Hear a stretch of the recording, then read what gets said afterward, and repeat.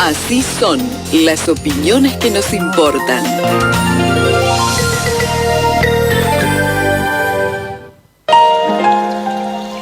Antes, después, eternamente, hay un lugar que nos permitirá encontrarnos. Perpetual, donde perduran los vínculos.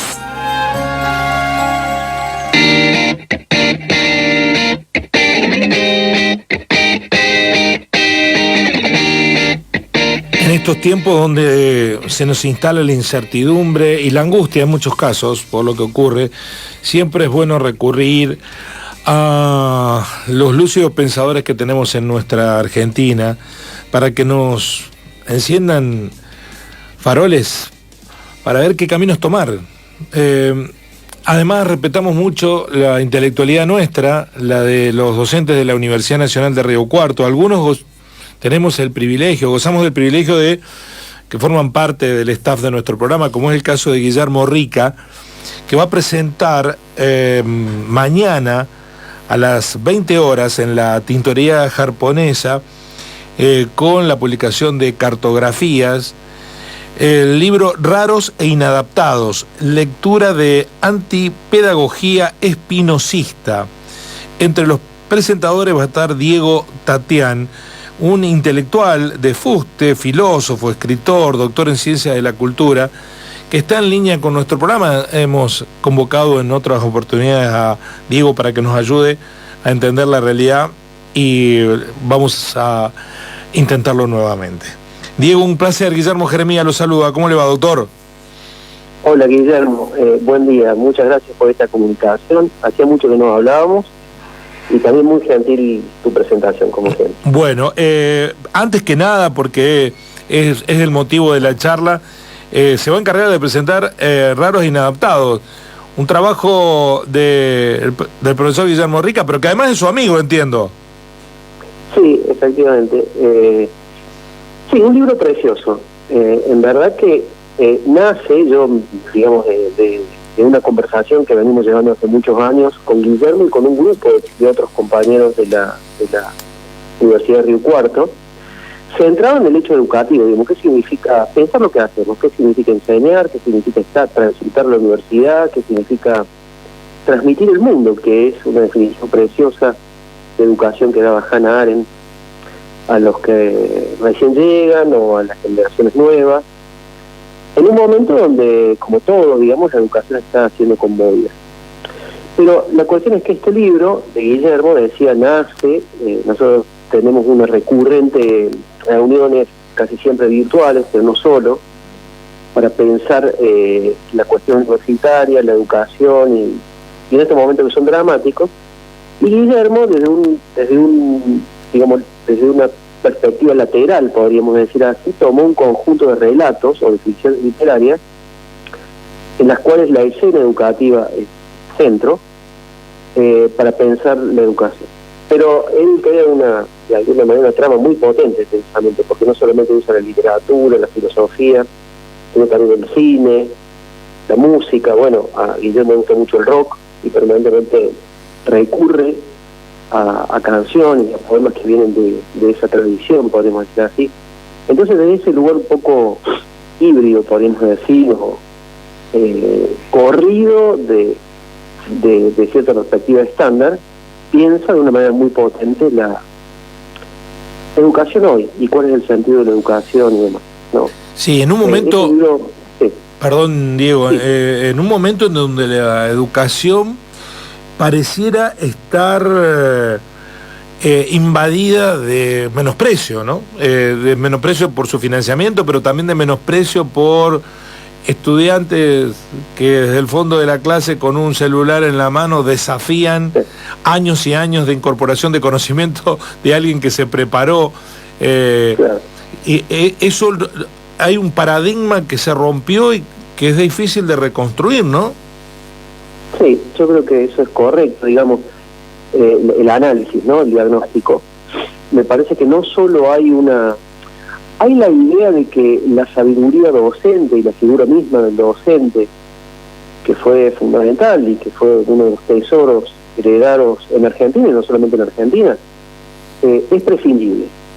Y que que digamos que estamos entrando en un mundo donde una cierta autodidaxia tecnológica, por decirlo así, que tiene que ver con dispositivos como el del teléfono, pero no solo, pueden sustituir y pueden desplazar y hasta suprimir la transmisión en el aula, en la sala de aula, que tiene la figura del docente, alguien que trata de producir preguntas, de producir problemas y tratar también de sacar la educación de una simple preparación para la vida o para desempeñarse en el mundo, y recuperar la vieja idea de escolé, donde una escuela significa tiempo libre. Las instituciones educativas no son una capacitación o una adquisición de competencias es una especie de... Guillermo habla de un neodarwinismo del currículum, ¿no?, para salir a competir precisamente en el mundo, sino que es un espacio en el cual, un espacio de estudio público. Esa expresión me gusta. Estudio público quiere decir interesarse por el mundo, por los asuntos del mundo, por cosas que por ahí no tienen una utilidad inmediata y que sin embargo son fundamentales para nosotros como seres humanos que tratamos de pensar en común. Esa idea me parece que está recuperada contra un neoliberalismo pedagógico, lo que Guillermo también llama la ideología pedagogista o el pedagogismo ideológico, que reduce todo a una capacitación, a una adquisición de habilidades, y deja perder el gusto por el estudio en común o con otros y con otras, ¿cierto? ¿Qué fue anterior, Diego? ¿Empezó a instalar un relato de descrédito del educador para después pagarle menos, o se le pagó menos y entró en descrédito? Lo que pasa es que los docentes, la actividad docente, es una actividad incómoda para una representación del mundo y para una concepción del mundo que lo reduce todo a una relación costo-beneficio. Y entonces la educación vista como un gasto, como un simple gasto que no redunda inmediatamente en una lógica productiva o en una lógica de la eficiencia, es un problema. Y entonces la calumnia de la actividad educativa y de la figura del docente, a mí me parece que tiene que ver con esto, que estamos en un régimen de acumulación y de un modelo productivo, una fase del capitalismo en el cual sería mejor, entre comillas, un mundo sin docentes, porque los docentes no producen, por decir así, esa lógica. Nosotros vemos, por ejemplo, que a lo largo de muchos años, algunos medios de comunicación masivos, como La Nación, en particular La Nación, pero también otros, venían socavando de alguna manera la idea de la educación pública en general y de la universidad pública, con encuestas que nada tienen que ver con la naturaleza de lo que es la institución educativa. Por ejemplo, diciendo, este año se recibieron tantas personas en tal universidad, por lo cual hay un gasto y cada estudiante costó tanto.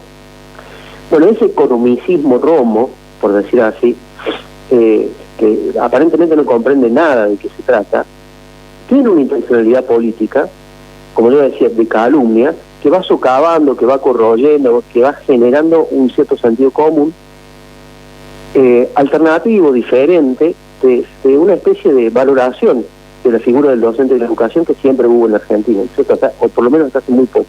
Sí. Yo creo que estamos en una nueva etapa, ¿no? Diego, y además estamos en un punto de inflexión en donde cuestiones que antes se respetaban con rigurosidad, como por ejemplo la propiedad intelectual, el conocimiento elaborado desde la propia experiencia o el estudio, era descalificado. Ahora tenemos un presidente que escribe libros robándole a otros y no pasa nada, ¿no? No pasa nada. Sí, el plagio es una cosa que... Y cada vez más, digamos, con el mundo en el que estamos entrando, ¿no? Me parece que ya todo lo que abre la inteligencia artificial nos lleva a una zona de incertidumbre donde ya no importa quién dijo qué, de dónde tomó qué, en el que estamos recién en los comienzos y no sabemos a dónde va a parar. Bueno, en ese contexto, en ese marco, me parece que estimular el pensamiento, estimular la escritura en un sentido artesanal, el gusto por el conocimiento, por la reproducción del conocimiento vinculado a una especie de honestidad intelectual y de decencia, es fundamental, porque me parece que se dibuja absolutamente todo. Y como decís, la primera magistratura, por decir así, toma, roba, pone a circular como si fuera propia cosas que son de otras, además con una precariedad teórica e intelectual enorme, ¿no? Porque me parece que como economista el presidente que funge de eso deja muchísimo que desear, dice banalidades y las dice mal y reproduce algo que ya está perimido en la teoría económica, en fin. Pero bueno, se trata de hacer un contramovimiento de esto que es un mainstream, por decir así, en el que estamos entrando, y ver cómo reflexionamos de otro modo, hacia otra parte. Y este libro me parece que da algunas claves que son como fundamentales, ¿no? Está con nosotros dialogando Diego Tatián, filósofo, escritor, doctor en Ciencias de la Cultura. Quiero preguntarle, profesor, ¿qué pasó en la sociedad que hoy hay un elogio de la barbarie? No saber, desconocer, es meritorio hoy. O pensar, bueno, yo nací, como lo dicen algunos legisladores, tal año, después no me enteré lo que pasó antes. ¿Qué le pasó a la sociedad? ¿Qué se rompió en la cultura para semejante depreciación? Sí, es una especie de esta neobarbarie, esta barbarie que se ostenta, que no se oculta. Siempre la ignorancia ha sido motivo de vergüenza parte de las personas, una condición de la que salir. Ahora es un desafío, o se presenta como una prepotencia y como una ostentación. La ignorancia sobre todo del pasado, me parece que la liquidación de la historia, de las memorias, el mundo comienza conmigo. Bueno, el mundo en el que estamos, y me parece que eso forma parte también de la condición neoliberal de la que hablamos, que tiene muchas dimensiones. Entonces, desde ese punto de vista, anudar la interlocución con los que pensaron antes, con los que vivieron antes, el diálogo con el pasado es fundamental para preparar un futuro que sea distinto y que no sea simplemente la adaptación o la ampliación multiplicada de lo que ya existe, sino que haya un margen para la invención, un margen para la novedad, para lo que es diferente. Hay una cosa paradójica que a mí me parece que hay, por ejemplo, digamos, ciertas corrientes de pensamiento que expresan un tecnologismo o un progresismo incluso reaccionario. Reaccionario porque impide toda novedad, porque concibe el futuro como una especie de más de lo mismo, pero nada más que radicalizado, y acusa a todos aquellos que enfatizan la necesidad de una memoria para producir novedad de conservadores. Entonces se ha producido un trastocamiento, por decir así, de los términos, ¿no? Y esa neobarbarie, o esa barbarie a la que refería, en mi opinión, tiene mucho que ver con una especie de zambullida, acrítica, adaptada, sin preguntar absolutamente nada, a lo que se va produciendo como si fuera el resultado per se de un progreso, ¿no? Y el sentido crítico hoy me parece que tiene que ver con una reflexión sobre en una temporalidad que sale de lo que clásicamente se llamaba progreso. Es mi opinión, ¿no? ¿Es una crisis nueva o es una crisis recurrente la que estamos atravesando? Y le pregunto en el final si ¿en qué tiene usted expectativas de en dónde está la reserva que vamos a superar este momento o cuáles son en el otro extremo las alarmas que lo ven al momento como un momento muy crítico del pensamiento y de la vida en nuestra sociedad? Sí, es una pregunta difícil.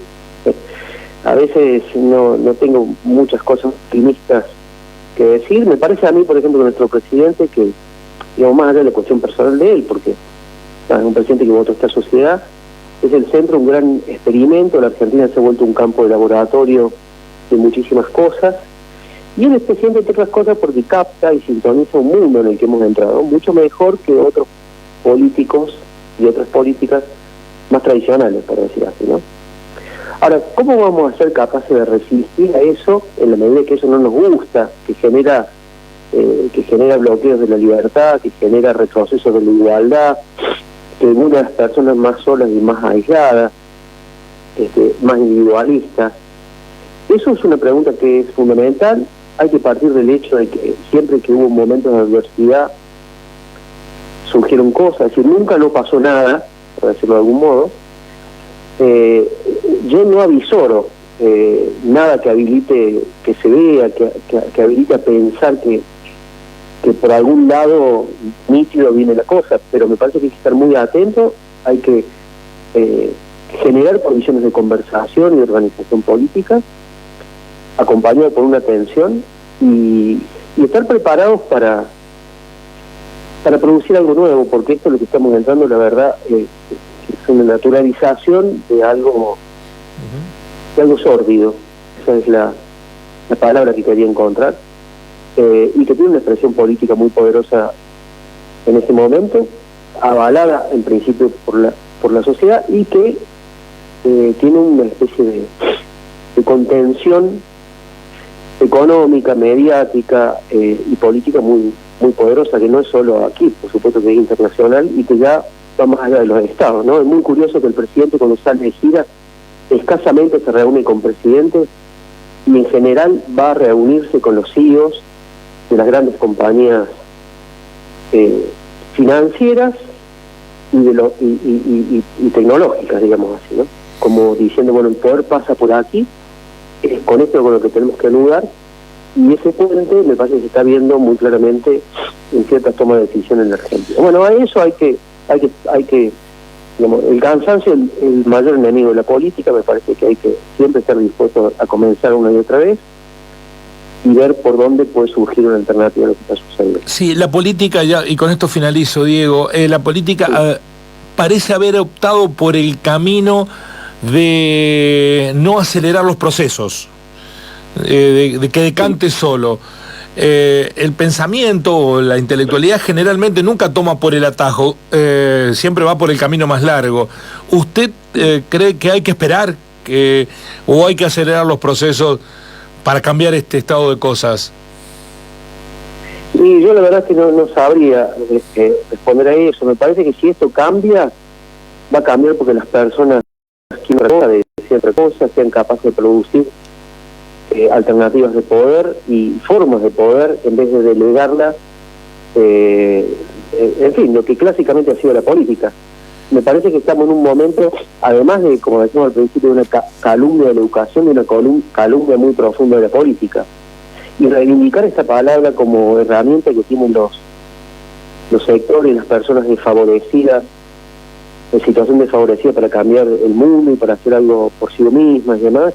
Esa recuperación me parece fundamental, porque si no lo que queda es un mundo entristecido, es un mundo sumido en la pasividad y en la impotencia, y por lo tanto un mundo violento, una violencia sin sentido, una violencia despolitizada, una violencia que no tiene horizontes, ¿no?